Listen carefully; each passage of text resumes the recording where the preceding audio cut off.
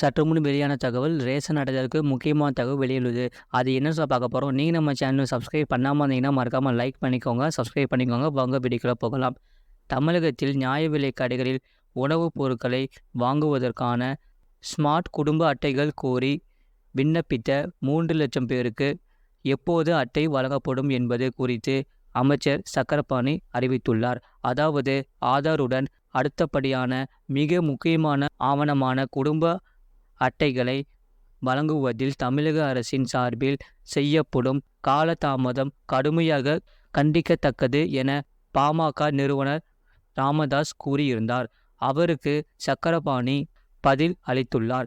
இது தொடர்பாக அமைச்சர் சக்கரபாணி வெளியிட்டுள்ள அறிக்கையில், தமிழக அரசு முதல்வர் ஸ்டாலின் தலைமையில் பொறுப்பேற்ற பின்பு இதுவரை 15,94,321 புதிய குடும்ப அட்டைகள் வழங்கப்பட்டுள்ளன.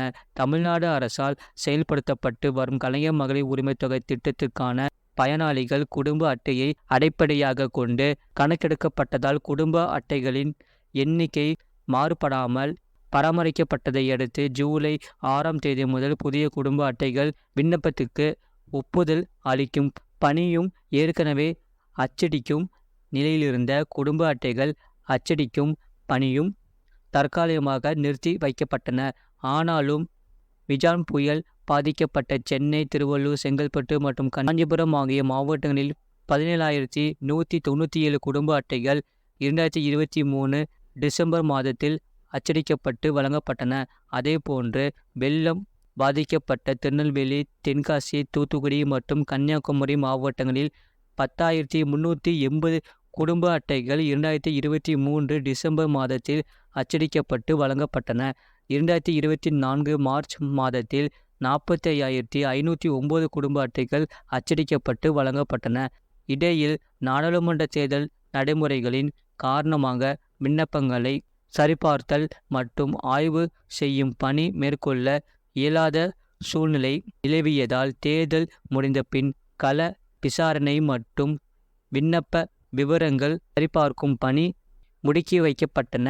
குறிப்பிட்ட தேதி வரை பெறப்பட்ட 2,89,591 விண்ணப்பங்களில் 1,63,458 புதிய குடும்ப அட்டை விண்ணப்பங்கள் கள விசாரணைக்கு உட்படுத்தப்பட்டு 92,650 விண்ணப்பங்கள் ஒப்புதல் அளிக்கப்பட்டன.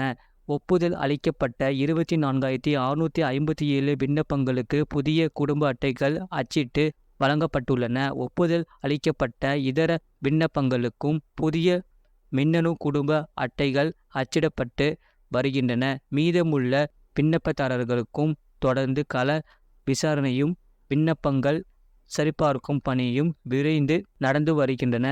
ஆதலால் சிலர் கூறுவது போல் மின்னணு குடும்ப அட்டைகள் வழங்குவதில் எவ்வித தாமதமும் இல்லை என்பதையும், விண்ணப்பித்த தகுதியுள்ள அனைவருக்கும் புதிய மின்னணு குடும்ப அட்டைகள் விரைந்து வழங்கப்படும் என தெரிவித்துள்ளார். இதுபோன்ற செய்திகளை உடனுக்குடன் அறிந்து கொள்ள மறக்காம சேனலை சப்ஸ்கிரைப் செய்யுங்கள், மற்றவர்களுக்கு தெரியப்படுத்த ஷேர் செய்யுங்கள்.